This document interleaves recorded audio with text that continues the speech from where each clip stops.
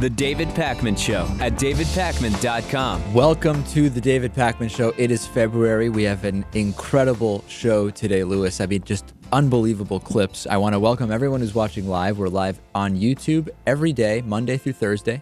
Not every day, literally, every Monday through Thursday. 2 p.m. Eastern, 11 a.m. Pacific. Hi to everyone from the I Love It When I Wake Up in the Morning and Barack Obama is President Facebook page and the Too Informed to Vote Republican Facebook page. Exciting stuff, Lewis. That's a good one. So remember when Todd Aiken said that crazy thing about legitimate rape? If you don't remember, I want to play it for you because I'm going to play something for you today that probably outdoes it. Okay, so just as a refresher, remember when Todd Aiken said this?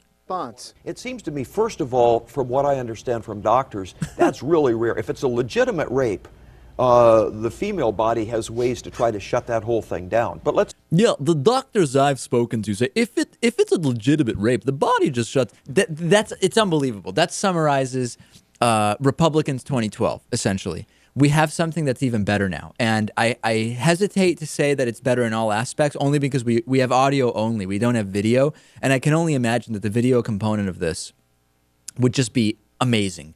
This is pastor and radio host Kevin Swanson of Generations with Vision.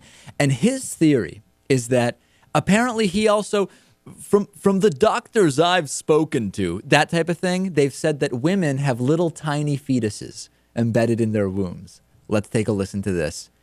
Unbelievable. This could be the best ever, Lewis. I'm beginning to get some evidence from certain doctors and scientists that have done research on... Let's stop right there. He's beginning to get some evidence from certain doctors and scientists that have done some research. We're off to an incredible start, aren't we, Lewis? Yes, I like how you're not citing any specifics. Let's keep going. Yeah. On women's wombs and after they've gone through the surgery.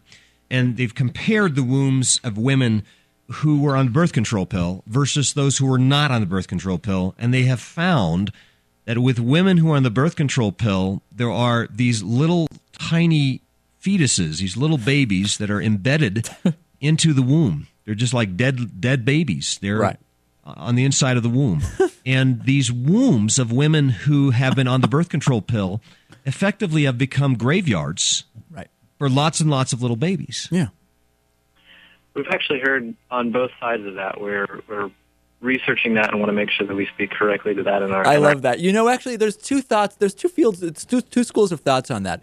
There's the school of thought that says that when women take birth control, their womb becomes a graveyard for little fetuses that have attached themselves to it over time. And then there's another school of thought which suggests that doesn't happen, right? I mean, those are the two schools of thought, essentially. Right. So it would seem, yeah. Let's continue. I can't tell them, but we have medical advice on both sides of the table there, so we want to make sure that we communicate that properly.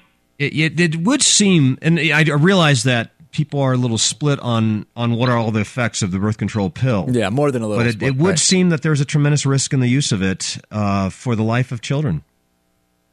Yeah, I mean, there's thousands of little fetuses. Somehow, Louis, it's amazing because without any kind...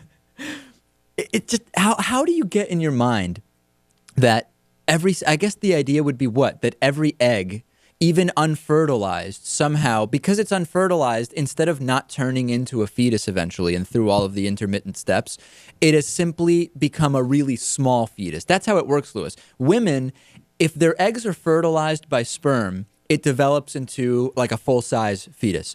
But if it's not, if they're on birth control, it just becomes a tiny, tiny little fetus and it attaches itself to the womb. I don't think we should burden ourselves with trying to, interpret exactly what this guy is saying. I don't think he has any idea what he's saying.